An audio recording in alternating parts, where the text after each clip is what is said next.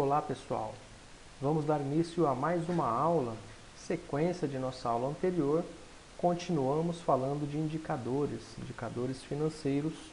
Vamos analisar um pouco mais a fundo os índices de liquidez e de endividamento.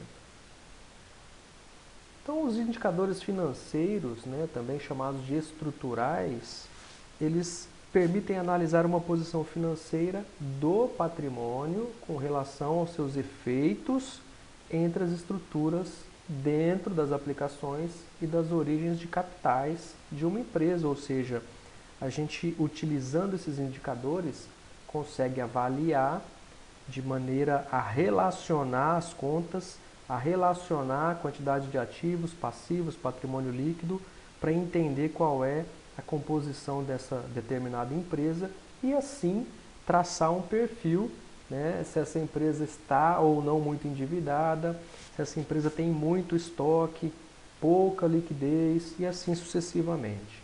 Então reflete uma situação estática, entre presente e passado, porquanto sujeitos às limitações advindas desse tipo de informação. Claro que são ferramentas que auxiliam a tomada de decisão e a gente não pode tomar uma decisão com base em um ou dois únicos indicadores. Então, assim, as decisões são compostas por várias informações que ajudam ao gestor a decidir. Bom, aqui é só um exemplo. Então a gente tem uma estrutura convencional, um balanço, ativo circulante, não circulante, total do ativo, e no lado oposto, passivo circulante, passivo não circulante e patrimônio líquido, total do passivo. Bom, gravem essas informações que nos exemplos a seguir a gente vai utilizar esses números para realizar os cálculos. Os indicadores que estamos vendo: indicador de liquidez imediata, liquidez corrente, liquidez seca, liquidez geral, endividamento total, estrutura do endividamento e participações de capitais. Então, como dito na semana passada, liquidez, conceitos, definições, liquidez é a capacidade que a empresa tem de converter algo em dinheiro, ou seja, de pagar as suas obrigações. Então, de que me adianta ter um imobilizado, ter um imóvel, sendo que eu não vou conseguir pagar os meus fornecedores, Então, liquidez é a capacidade que a empresa tem de quitar as suas dívidas, de pagar as suas obrigações. Ou seja, ela precisa ter caixa, precisa ter recebíveis, e isso tem que ser de curto prazo, porque senão ela não terá condições suficientes para pagar os seus débitos. As finalidades dos indicadores de liquidez servem para avaliar a capacidade de obter, conceder, pagar e receber créditos, definir limites de crédito, medir a garantia de operações, medir os riscos, revelar a saúde financeira da empresa, como por exemplo, se ela tem processos licitatórios, processos periciais, auditoria. Faz a análise de investimentos através da avaliação das empresas e dá para utilizar ela como um benchmarking, ou seja, fazendo comparações com relação aos seus indicadores e os indicadores de outras empresas. Bom, vamos aos cálculos. Na semana passada eu já havia mostrado para vocês as fórmulas, aqui eu só vou usar a título de exemplo os cálculos, tá? Então lembrando que eu tirei aqui daquele balanço que eu apresentei logo mais, para que vocês possam identificar as contas, Então, como eu calculo o índice de liquidez corrente? Nós pegamos o resultado do ativo circulante e dividimos pelo resultado do passivo circulante. Então, se a gente voltar no balanço, a gente vai ver que o total do ativo circulante é de 310.530 e o total do passivo circulante é de 352.400. Bom, jogando isso na fórmula, nós temos 310.530 dividido por 352.400, que me dá um resultado de 0,88. Fazer as contas é a parte mais simples, né? Você vai pegar os valores, vai colocar em uma fórmula e vai extrair um resultado. Além disso, nós precisamos interpretar esse resultado. Tá? Então, como é que eu interpreto este resultado específico? A empresa obteve um índice de liquidez corrente igual a 0,88. Bom, para cada R$ 1 de dívida, esta empresa é capaz de pagar 88 centavos. Então, o índice de liquidez dela é considerável.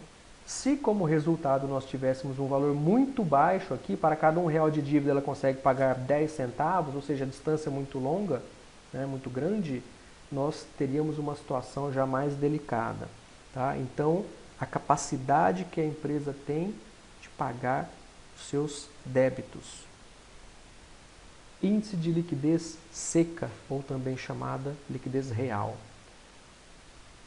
Se a gente voltar lá no balanço, nós temos o estoque, o total do ativo circulante, o total do passivo circulante, aplicando a fórmula ativo circulante. E aqui nada mais nós estamos deduzindo, né, subtraindo o resultado da conta estoques e dividindo pelo passivo circulante. Bom, 310.530 menos 198.380 divide por 352.400. Resultado é igual a 0,31. Então, mais uma vez, como é que eu faço a interpretação deste resultado?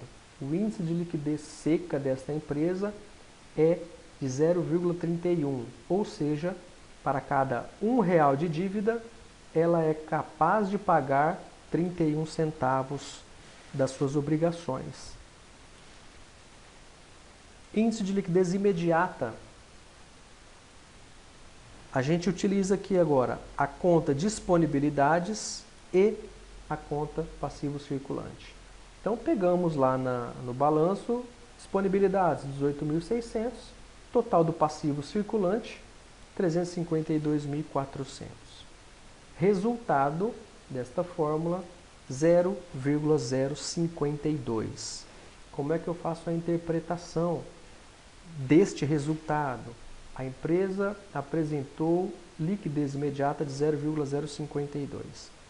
Bom, para cada R$ 1 de dívida, esta empresa é capaz de pagar 5,2%, certo? 5,2%.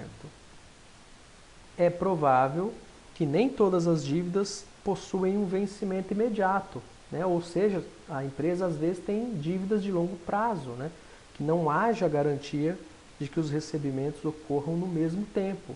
Então, a empresa pode, obviamente, ter disponibilidades de longo prazo, receber suas vendas a longo prazo, o que pode desconfigurar um pouco este índice, né? Porque aqui é imediato.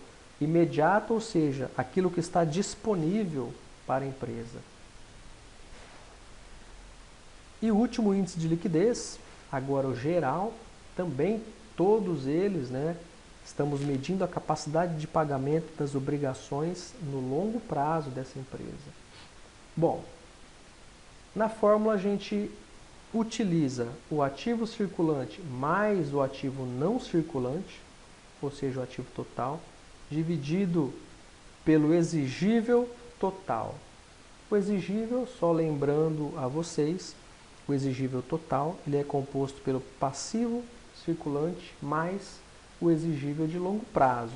Nesse caso, nós vamos ter que fazer uma soma. Se a gente voltar no balanço que está nos primeiros slides, vocês vão ter que somar a conta passivo circulante mais a conta exigível de longo prazo e assim, através dessa soma, obter o valor do exigível total. Este valor de 534.700, ele não está explícito, não tem uma conta específica para ele, então é uma somatória, ok? Vamos fazer essa observação, porque nos exercícios que virão vocês precisarão fazer essa somatória. Então, de onde eu trouxe esse valor, 534.700? é a soma do passivo circulante mais a soma do exigível de longo prazo. Resultado dessa equação: 1,01. Como é que eu faço a interpretação dos dados? Para cada R$1 de dívida, essa empresa é capaz de pagar R$1,01. Olha que saudável, né? Olha que empresa que consegue de fato pagar as suas dívidas. Para cada R$1 de dívida, ela paga um pouco a mais. Ela tem capacidade de pagar um pouquinho a mais, certo? Claro que quanto maior for esse resultado, né, acima de R$1, significa que essa empresa tem uma capacidade de pagamento muito boa. E aqui a gente fala dos 3 indicadores de endividamento, né, ou também conhecidos estrutura de capital. O primeiro deles, endividamento total, menos participação de capitais de terceiros sobre os recursos totais. O segundo, a participação de capitais. E o terceiro é o endividamento de curto prazo. Vamos lá. Usando o mesmo balanço, né, então nós temos o quociente de participação de capitais de terceiros sobre os recursos totais. Este resultado informa o grau de comprometimento total do patrimônio da empresa. Então, na fórmula, pegaremos o exigível total dividido pelo exigível total mais patrimônio líquido. Lembrando que o exigível total, 534.700, como a gente acabou de ver, é a somatória do passivo circulante mais o exigível de longo prazo. Isso dividido pelo total do passivo, 1.355.230, tá? Este resultado aqui a gente tem no balanço, já está explícito.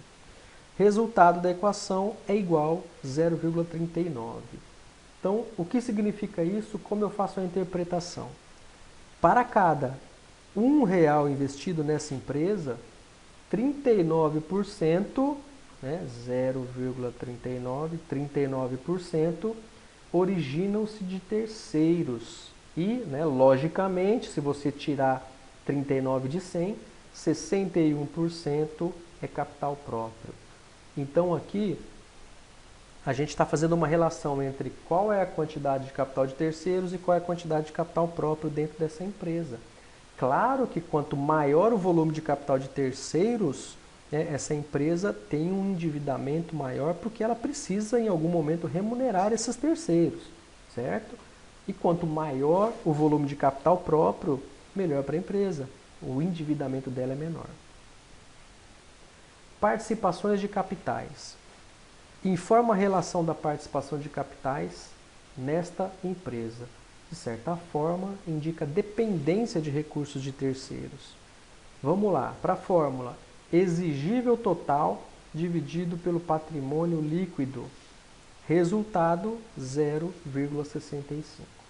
Significa que para cada R$1 de capital próprio investidos, 0,65 de capital de terceiros.